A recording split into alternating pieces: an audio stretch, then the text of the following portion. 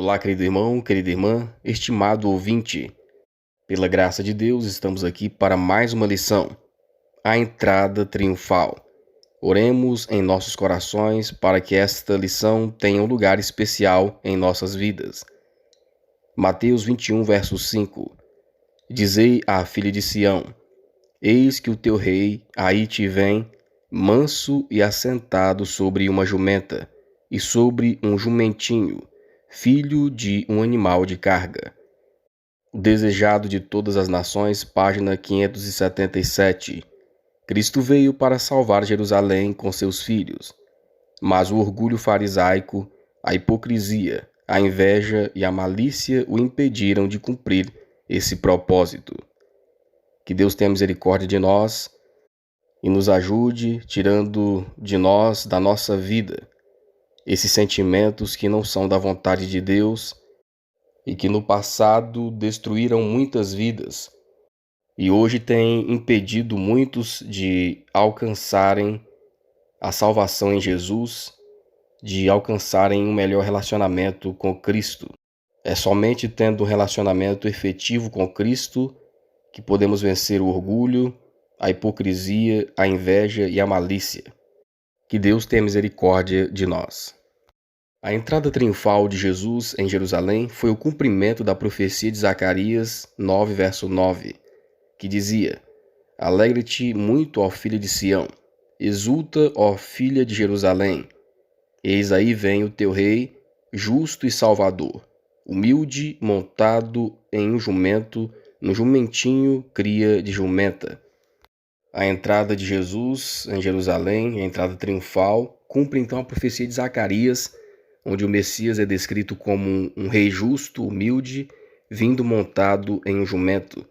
E Jesus é publicamente proclamado como Messias e Rei de Israel, embora a sua realeza seja de natureza espiritual e não terrena. E esse evento então marcou o início da última semana da vida de Jesus na terra, que culminou então com a sua crucificação e ressurreição. Essa lição então nos chama a refletirmos sobre a natureza da realeza de Cristo e o significado da sua missão aqui na terra e para cada um de nós. O registro desse momento marcante da entrada triunfal de Jesus em Jerusalém nos convida então a refletirmos sobre a nossa própria reação diante de Cristo e a importância de aceitarmos a sua liderança em nossas vidas. O primeiro tópico, no Monte das Oliveiras. Conforme Mateus 21, de 1 a 5. Nós aprendemos no primeiro tópico que, ao se aproximarem de Jerusalém, Jesus instruiu seus discípulos e enviou 2 deles à frente num povoado para buscarem uma jumenta e um jumentinho com ela. Diga-lhes que o Senhor precisa deles e logo serão devolvidos. Esse episódio demonstra a onisciência de Cristo. Ele sabia que eles encontrariam esses animais naquele lugar específico, revelando então a sua divindade. E isso aconteceu para que se cumprisse então a profecia de Zacarias capítulo 9. E eis que o seu rei vem a você humilde e montado num jumento, num jumentinho cria de jumenta.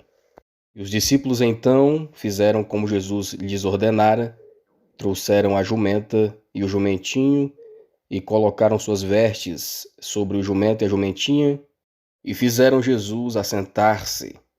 Muitos dos discípulos abrigavam então no seu coração, vendo aquela cena, que Jesus então afirmaria seu poder terreno como rei. Isso demonstra que muitos deles ainda não tinham compreendido a verdadeira missão de Cristo aqui na terra. O segundo tópico, um momento de júbilo, conforme João capítulo 12, verso 12 em diante.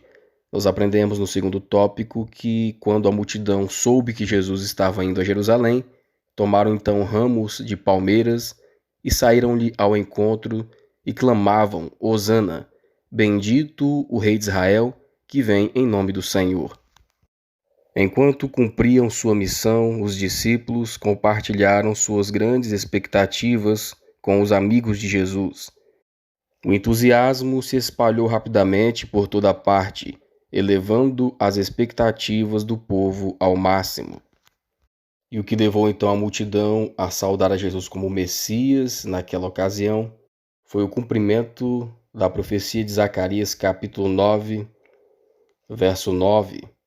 Exulta, pois, ó filha de Jerusalém, que o teu rei virá, a ti justo e salvador, pobre, e montado sobre um jumento e sobre um jumentinho, filho de jumenta. João 12, 14 e 15.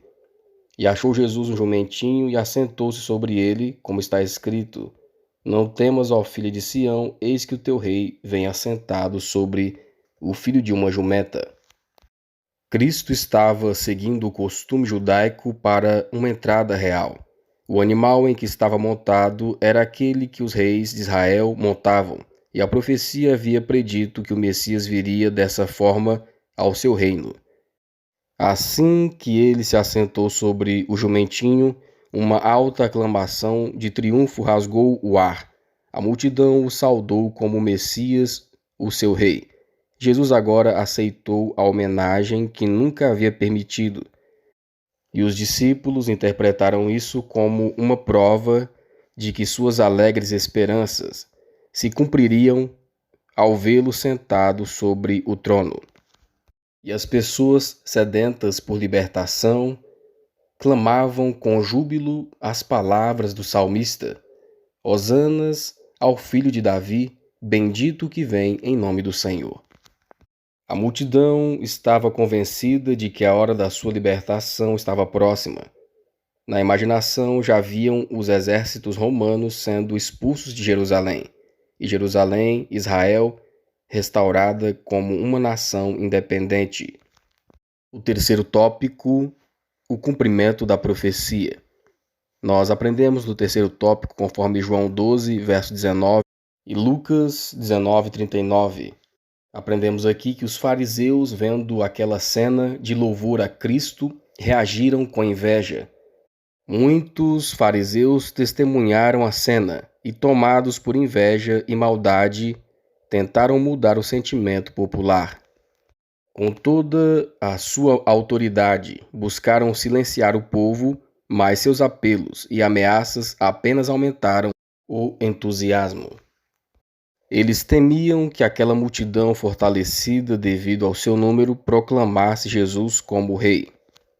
Então abordaram aquela multidão com palavras de ameaças, palavras de reprovação, e declararam que aquela situação, que aquela demonstração era barulhenta e também ilegal, e que as autoridades não a permitiriam.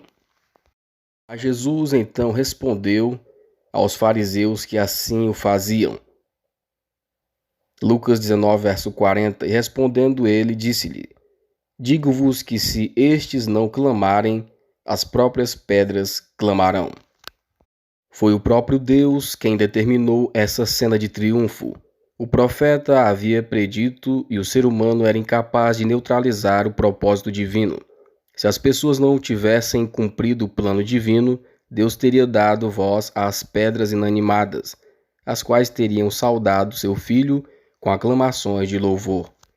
Seria mais fácil aos sacerdotes e governantes tentarem esconder do mundo a luz do sol do que impedir que os raios gloriosos do sol da justiça brilhassem sobre a terra. Apesar de toda a oposição, o povo reconheceu e proclamou o reino de Cristo. A obra de Deus sempre avançará, apesar de tudo que as pessoas possam fazer para impedi-la ou destruí-la. Assim vemos que com essa manifestação extraordinária, houve então o cumprimento da profecia da palavra do Senhor. Enquanto os fariseus agora em silêncio recuavam, centenas de vozes começaram a repetir as palavras de Zacarias. Quarto tópico, todos os olhares focados em Cristo. Então todos os olhos foram focados em Cristo Jesus nesse episódio. Isso fazia parte então do cumprimento das profecias a respeito do Messias, conforme João 12, verso 16, 23 a 28. E então Jesus, nesse momento, permitiu essa grande demonstração de sua entrada triunfal em Jerusalém. Além de ser o cumprimento de uma profecia, os discípulos então se lembraram que isso estava escrito dele. Isso tinha então um propósito maior. Nunca em sua vida terrena Jesus tinha permitido uma demonstração assim. Ele enxergava claramente o resultado. Esse evento o levaria à cruz, mas seu propósito era justamente o de se apresentar em público como o Redentor. Ele desejava chamar a atenção para o sacrifício que coroaria sua obra em favor de um mundo caído. Todos os fatos relacionados à sua morte deveriam ser comprovados sem deixar nenhuma dúvida. Por isso era necessário que o olhar de todas as pessoas se voltassem para ele naquele momento.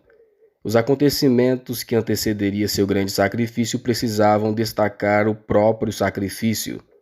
Depois de uma demonstração como aquela que acompanhou sua entrada em Jerusalém, todos os olhares acompanhariam seu rápido avanço até a cena final.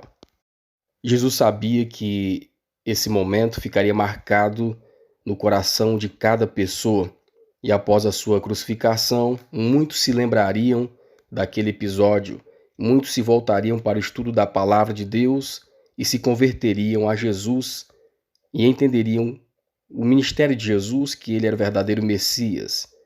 E em todas as regiões, muitas pessoas então se converteriam à fé. Jesus estava vendo o resultado lá no futuro dessa ocasião.